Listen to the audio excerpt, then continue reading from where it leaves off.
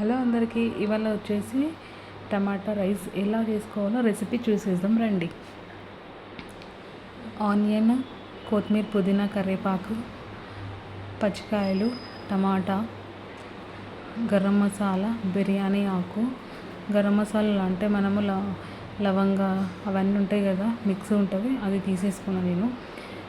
ఒక బొగన స్టవ్ పైన ఒక బొగన పెట్టి ఆయిల్ వేసుకొని, ఆయిల్ వేడెక్కినాక గరం మసాలా అవి వేసేసుకోవాలి. షైజీరా అవన్నీ మిక్స్ ఉంటుంది, అది వేసుకొని అందులోనే ఒక 2-3 బిర్యానీ ఆకులు వేసుకోవాలి.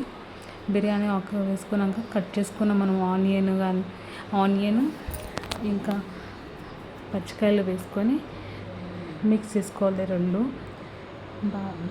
రెండు బాగా కలుపుకోవాలి. లైట్గా మనకు అది పచ్చివాసన వెళ్ళే వరకు కలుపుకోవాలి. కొద్దిగా లైట్గా గోల్డెన్ లాగా రావాలి అవి. అందులోనే అల్లం వెల్లిపాయ పేస్ట్ కూడా వేసుకోవాలి. అందులో అల్లం వెల్లిపాయ పేస్ట్ వేసుకొని అది కూడా మిక్స్ బాగా చేసుకోవాలి. అందులో పుదీనా వేసుకుంటున్నా, కొంచెం ఫ్లేవర్ బాగుంటుంది. ఆల్రెడీ బియ్యం కూడా కడిగి పెట్టేసుకున్నా, నాకు కొద్దిగా నానితే బాగుంటుంది. టమాటా కూడా వేసుకొని బాగా మిక్స్ చేసుకోవాలి. మిక్స్ చేసుకున్న పక్కనే అందులోనే కొత్తిమీర, కరివేపాకు కూడా వేసుకొని మిక్స్ చేసుకోవాలి. అందులో వేసుకొని మూత పెట్టేసేయాలి. 2 మినిట్స్కి కలుపుతూ ఉండాలి. అది మనం అడుగంటకుండా కలుపుతూ ఉండాలి. ఇలా మిక్స్ చేసుకోవాలి. చేసుకున్న తర్వాత దాన్ని కొంచెము అంత పచ్చివాసన వెళ్ళే వరకు కలుపుకొని మనము మూత పెట్టేసేయాలి. మళ్ళీ మూత పెట్టేసి మళ్ళీ 2 మినిట్స్ తర్వాత ఒక 5 మినిట్స్ తర్వాత చూడాలి. మరి దానికి తగ్గట్టు కారము, పసుపు, ఉప్పు పక్కన తీసేసుకోవాలి. క్వాంటిటీ ఎంత కావాలి అంత చూడండి. ఇలా ఆయిల్ పైకి తేలుతుంది కదా, అందులో మనము అప్పుడు ఈ కారము, పసుపు, ఉప్పుని ఇంట్లో వేసుకొని ఇది కూడా కలుపుకోవాలి. బాగా మిక్స్ చేసుకోవాలి. ఒకవేళ స్పైసీ మీకు కావాలంటే కూడా వేసుకోవచ్చు. నేను స్పైసీ కొద్దిగానే వేసుకుంటున్నాను. బాగా మిక్స్ చేసుకోవాలి.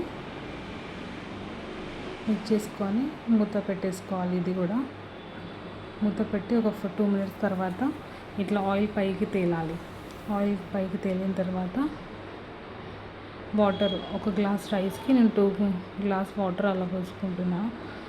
వాటర్ బాగా మిక్స్ చేసుకోవాలి. అందులోనే మసాలాలన్నీ మిక్స్ చేసుకొని మూత పెట్టేసి ఒక 5 మినిట్స్ అలా చూస్తే ఇలా మరగాలి. వాటర్ మరిగిన దాంట్లో రైస్ని వేసుకోవాలి.